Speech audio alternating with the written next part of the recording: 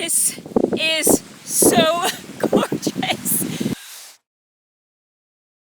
Hi there, we are Beau and Brandy, and this is our salty pup Oona. In the past year and a half, we've traveled to countless islands in our tiny floating home, Saoirse. When we sailed to Barbuda a couple weeks ago, we knew we had found something like no other island. Even after being hit by a Category 5 hurricane, the island holds so much beauty. We've always been in search of an island that has it all, and I'm pretty sure we found it. And maybe we'll never leave. We just keep saying, now this is where we want to be stranded. It's going to die tomorrow wind-wise, so we want to go and check out the north side of this island because it's kind of one of those places I don't think a lot of people are going. Yeah, and you can't get there, or it's not really recommended to be there in heavy winds. Right. The swell can be a little rough as well, but since the wind is going to be perfect conditions, It's going to zero. Yeah. So Perfect. It'll be glass and be nice to explore up there. Yeah, we're hoping that we can find some more coral and really just explore and learn more about Barbuda. Maybe we can see some wild horses. Wild, wild horses, come and take me away. But so far we've only seen jackasses, which are just as cute. I'll take it.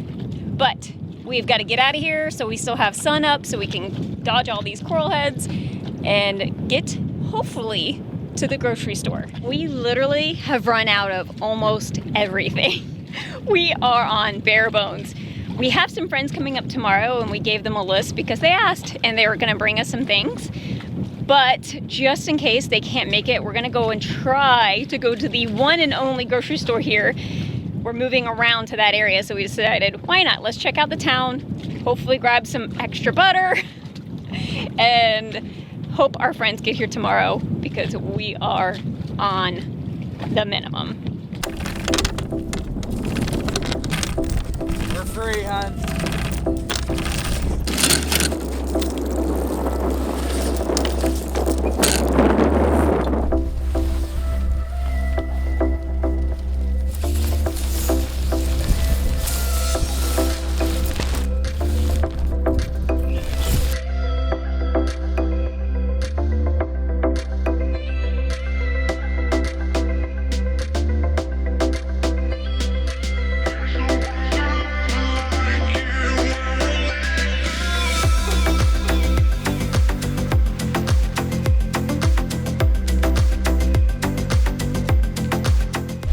This is our kind of downwind sailing.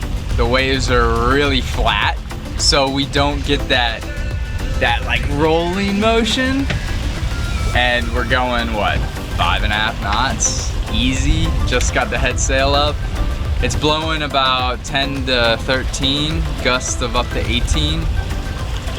Once we round this corner, we're gonna be on a beam reach, and then we're really gonna fly.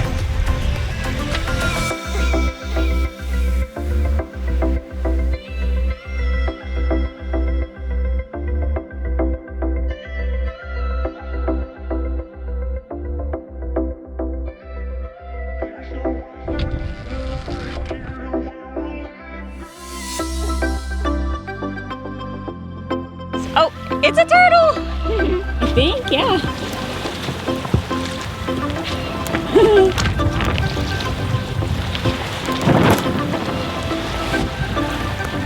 You see him right there.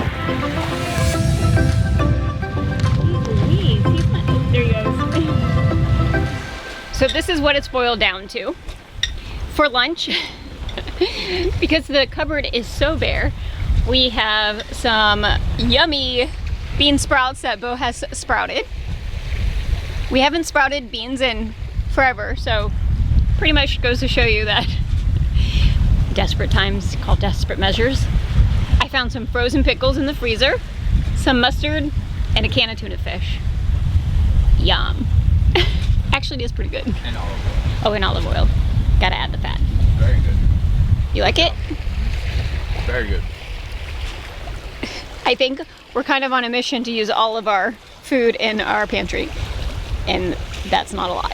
One really cool thing about sailing these calmer downwind sails is that we can keep the solar panels up.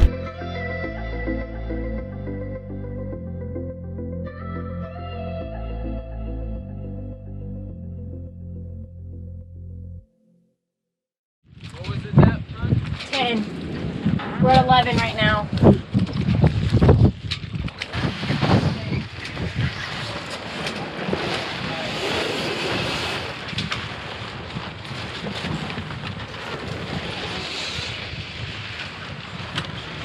Beau is gonna run Una to shore real quick, and then we're gonna go and check out this grocery store. Ever since the hurricane hit here, everything shut down, and they actually moved everybody to Antigua.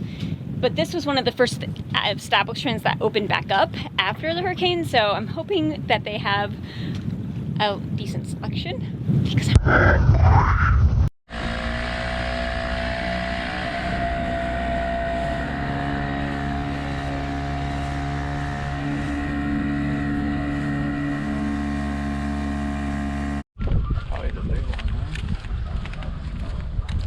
the sky, it's so pretty.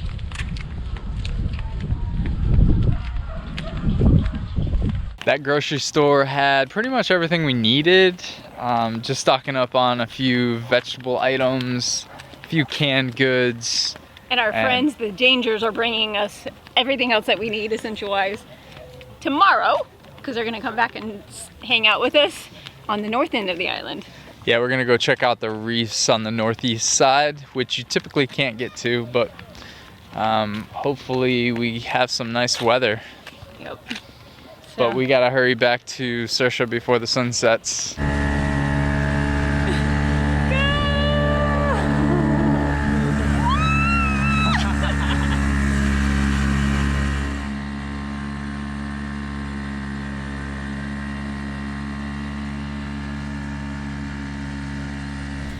Back on Saoirse from our trip to the grocery store. You happy? Oh yes, we got butter. Canned butter, y'all. They have canned butter. Desperate times. We've already busted into it. It's good. When we were at the grocery store, I asked the guy behind the counter how many people are living here now, because I keep getting told different stories. So he says about 1,000 people are back living here. There originally was 3,000, I think. I'm not sure about that. Don't fact check me there. But they have been pretty much steadily coming back within the past year and a half, and they've started rebuilding and regrowing from there. Really interesting. It was really quiet in town. A couple kids were, you know, hanging out and fishing.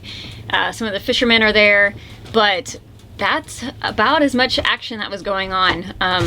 You know, we met another guy that was on the road, and he was saying that it's very quiet there. He's from Antigua, so it's quite different than Antigua, where it's really busy. And he said ambulances, right? Like ambulances going around. But I'm enjoying the quiet. We like these smaller anchorages. Look at him getting into the meals. We're actually getting ready to go over our friends on Sailing Borealis for dinner. So it's always nice to have people to hang out with in these little anchorages. I think they might have found out that we were running out of food, and they're like, oh, they need to come for dinner. But, which is super awesome of them. Yeah. But we gotta go, and talk to you later.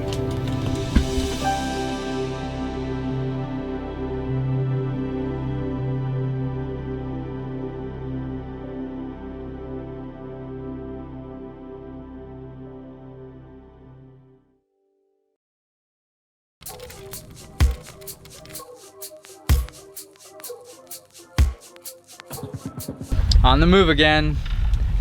It's a quaint little town here in, what's it, Corrington? Cotterington? Cotterington. Not a lot of people.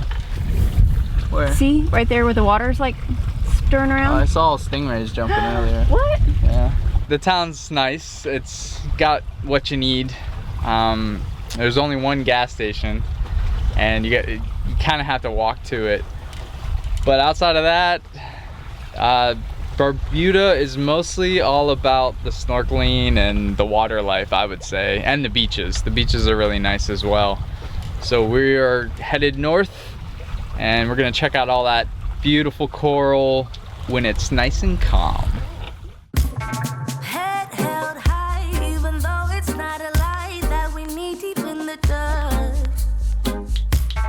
Killing time while pretending that we're fine.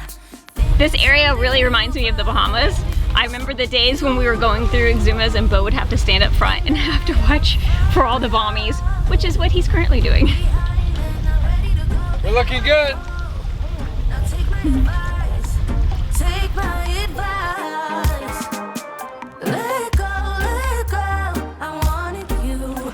I know. You feel it too. Cut loose. Before we sink into the ocean's blue. The ocean.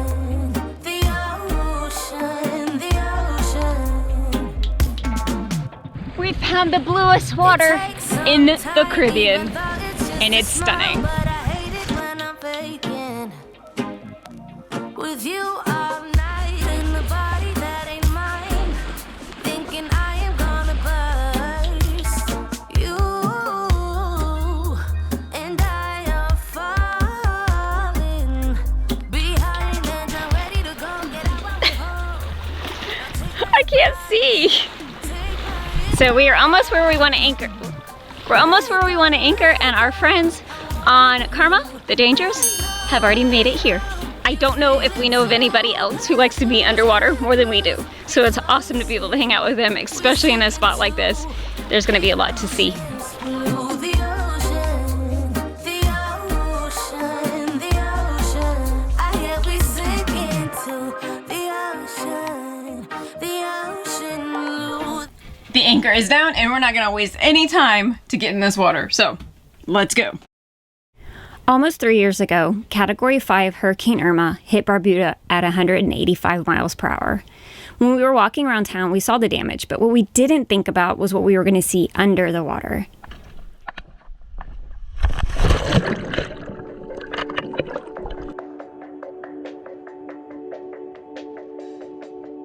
Come to find out, hurricanes can sometimes help with reefs. When the water is too warm, it can cause bleaching. That's where the coral expels its algae and can starve. And when the hurricane moves over the ocean, it stirs up deep water, cooling down the surface, which provides much needed relief for the coral. But not a Category 5 hurricane. The force is just too much. The aftermath of Irma is really visible in this part of Barbuda. We found a lot of broken, bleached, and damaged coral, and the algae and seaweed look like it's really taken a lot of the areas over. Most of the coral reefs only grow a few centimeters each year, and even longer if they have to rely on new coral to recolonize them. In other parts of the island, we saw the coral thriving where we were diving.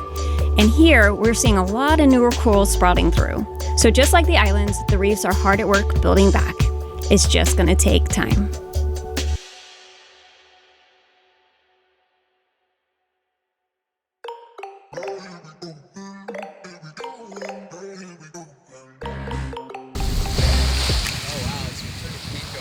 Yeah.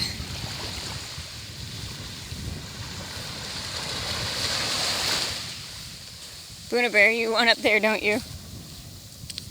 This is so gorgeous. I mean, quintessential Caribbean pink beach. Look at that water. Oh my God. But you can see how pink the beach is just because of the regular sand and then all the shells that create the pink. So pretty. Oh, hey, baby.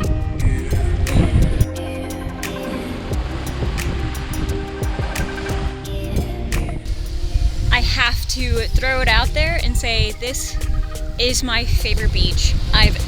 Like the most gorgeous beach I've ever seen. It doesn't hurt that the water is the bluest that we've ever seen, but just check out the colors.